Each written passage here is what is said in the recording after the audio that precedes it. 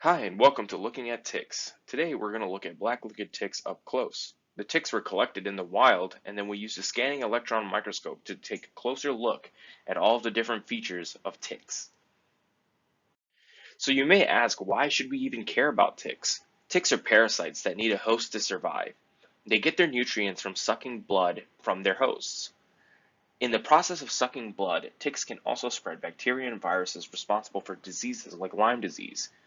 It's important to get to know how these ticks can do that, and also it's important to check yourself after being outdoors for any ticks. Ticks have three life stages: larva, nymph, and adult. Here in this picture, we show the different life stages of ticks. The larva, or the really small ones, the nymph in the middle, and then the adult. And the adults are classified in both adult female and adult male. Adult females lay eggs, and those eggs hatch into the larva, and the cycle is repeated. This image shows how small ticks are in comparison to a normal dime. So let's make some observations. What do you notice about the different body shapes and colors of the different life stages of ticks? What about the number of legs? What about their heads? Write down these observations on a sheet of paper.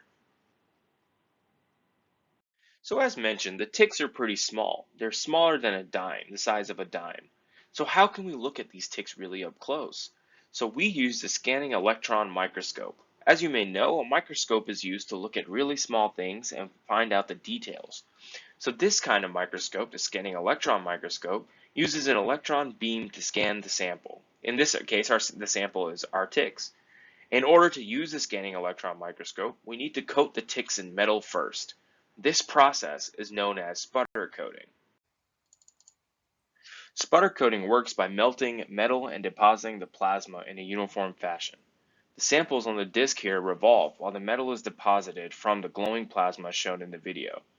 This ensures a uniformly thick coating of metal on the sample. The metal coating is needed so that the electron beam can accurately image the sample. So here we see we set up all of our different ticks on this rotating plate, and in the video we can see the plasma from the light here, the plasma, the metal is being deposited onto that tick sample. Different ticks before and after the sputter coating process. So before, we can see them as we would expect them to be, brown and like we would expect to see them in the wild. But after the sputter coating, we can see the metal deposits covering all of the ticks. And the metal that we used in this case was a gold palladium metal. So we can see the gold palladium coating on all of the tick samples. So once the ticks are sputter coated, as you can see here, the tick is loaded onto this microscope stage. And this stage is inserted into the scanning electron microscope as shown here. The electron microscope is then controlled by a computer, and that's how we'll get to see the images. Now that we've prepared the samples, we've sputter coated the ticks, and we've loaded them into the scanning electron microscope, it's time to look at the ticks under the microscope. Here are pictures of the larva. Notice how it's small, and notice the number of legs. It only has 6 legs. On the right is a close-up of his face. You can look at the harpoon-shaped mouth. The harpoon shape allows the tick to dig into the skin and stay there. That's why it's also hard to pull ticks out, because they're so jammed into the skin, and their mouth allows them to stay jammed into the skin. Here we have a nymph. Notice the number of legs. There are 8 legs. What do you notice about the back of the nymph? What about its head? This is a top view, but there's still a harpoon-shaped mouth in the middle. Look at the claws on the nymph. These claws are used to dig into the skin and create a hole for the spear mouth to enter. The ticks can then suck up the blood just like a straw. It's so cool that there's so much detail on such small organisms.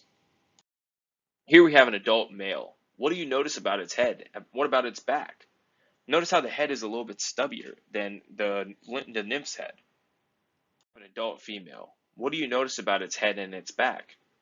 Adult females have similarly shaped heads as nymphs, but they are wider and bigger. Adult females also have longer heads than adult males. Now that we've seen different images of ticks, can you guess what kind of tick this is? Is it an adult male, an adult female, a nymph, or a larva? How about this one? Do you think this tick in this image is an adult male, adult female, nymph, or larva? Let's keep guessing. What about this tick? Do you think it's an adult male, adult female, a nymph, or larva? What about this one? Do you think this tick in this picture is an adult male, an adult female, a nymph, or a larva? Finally, let's put things in perspective. How long do you think that this tick is?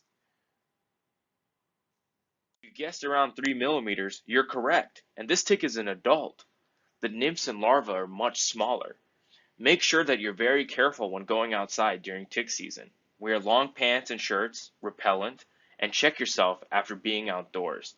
Ticks are very small and they can cause a lot of harm, so make sure that you're diligent and you can pick them out as soon as possible.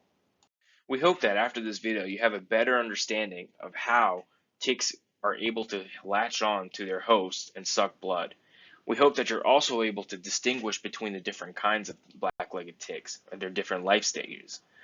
This work would not be possible without the help of the Dartmouth College Electron Microscope facility and Mr. Maxime for helping us with the scanning electron microscope. We would also like to thank the biology department for providing us with the tick samples. And last but not least, we'd like to mention that this work was funded by the Science Education Partnership Award grant issued by the National Institute of Health. Thank you for your time.